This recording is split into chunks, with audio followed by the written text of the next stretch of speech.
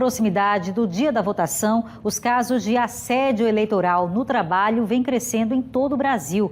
O Ministério Público do Trabalho recebeu até setembro deste ano 14 denúncias de assédio eleitoral no ambiente de trabalho aqui no estado. Vamos saber mais sobre o assunto com o repórter Alan Garcia. Alan, até domingo esses números ainda podem crescer, né? Como é que o pessoal faz para denunciar, Alan? Oi, Beatriz. Infelizmente, essas denúncias podem sim aumentar essa quantidade. Infelizmente, Alagoas tem uma prática muito antiga, que é aquele voto do cabresto ou coronelismo, né? As pessoas ali na empresa e o dono quer forçar o trabalhador a votar no candidato dele e não deixar o funcionário votar livremente, como deve ser. Então, essas 14 denúncias estão sendo investigadas pelo Ministério Público do Trabalho. Quem está aqui com a gente é o procurador Rodrigo Alencar, que vai trazer informações importantes, tirar as dúvidas da gente. Domingo daqui a pouco está chegando e precisamos ficar atentos por conta dessas denúncias.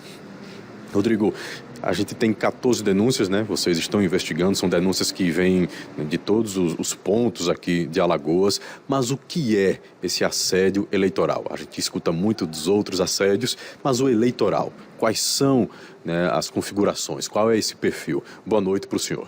Boa noite. O assédio eleitoral na esfera trabalhista é quando o empregador, o patrão, busca influenciar no exercício do voto por seus trabalhadores, por seus empregados, né? Que é uma prática vedada, né? Tanto pela Constituição Federal, né?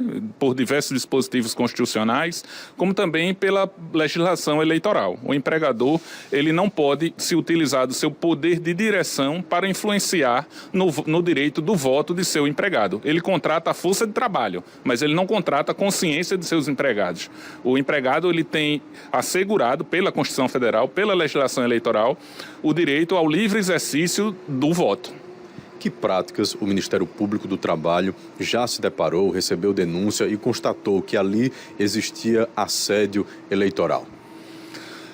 Em eleições passadas, já constatamos casos de promessas de feriado em determinada atividade econômica, né? Que se determinado candidato a presidente, por exemplo, ganhasse, então a segunda-feira seria feriado. Já houve essa denúncia lá na Procuradoria e agimos em conjunto com o Ministério Público Federal, né? O Ministério Público Eleitoral, e expedimos uma recomendação vedando essa prática, né?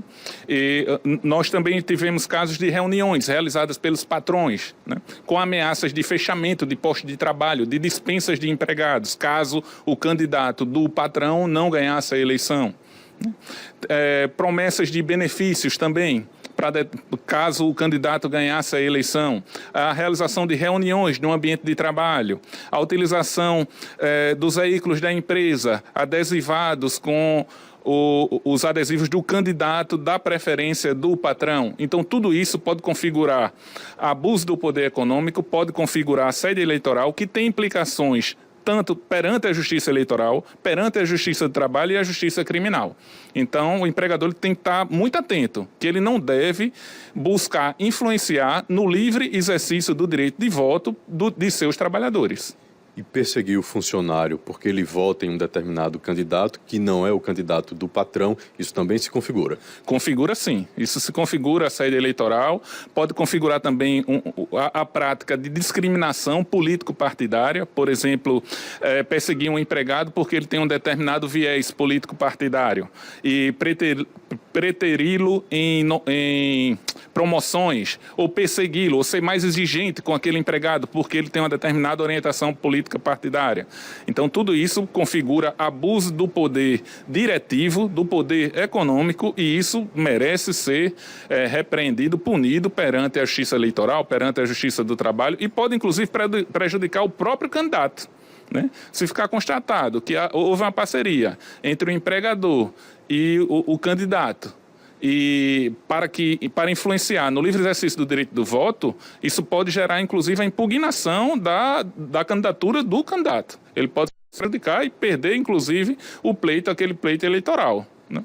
Então, veja só, perceba que o assédio eleitoral, ele é uma atitude prejudicial ao funcionário, né, que está tendo ali a liberdade retirada por parte do patrão, e esse patrão pode responder, né, criminalmente, né? O candidato, se tiver uma relação, se ficar comprovada essa relação com a empresa, também pode responder ao ponto de perder o mandato, colocado aqui pelo procurador Rodrigo Alencar.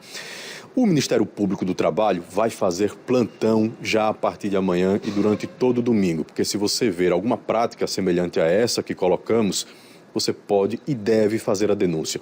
Como vai funcionar esse plantão, Rodrigo?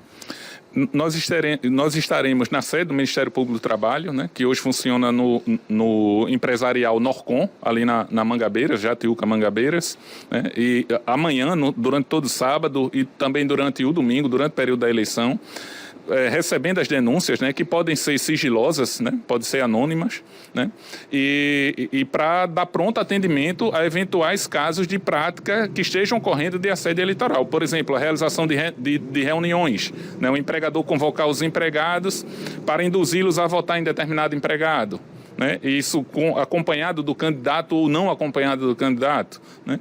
Ou distribuir dinheiro, por exemplo, para os empregados, né? Fazer promessas de alguns benefícios, né? Ou também fazer ameaças, né, de punições para os empregados caso o seu candidato não ganhe. Então, tudo isso pode e deve ser denunciado ao Ministério Público do Trabalho, ao Ministério Público Eleitoral, no site da Justiça Eleitoral também. Então, todas essas instituições, Ministério Público Eleitoral, Justiça Eleitoral, Ministério Público do Trabalho, eles estão aí de mãos dadas para coibir a prática do assédio eleitoral e garantir que toda e qualquer pessoa, principalmente o trabalhador, tenha o seu livre exercício do direito de voto plenamente assegurado.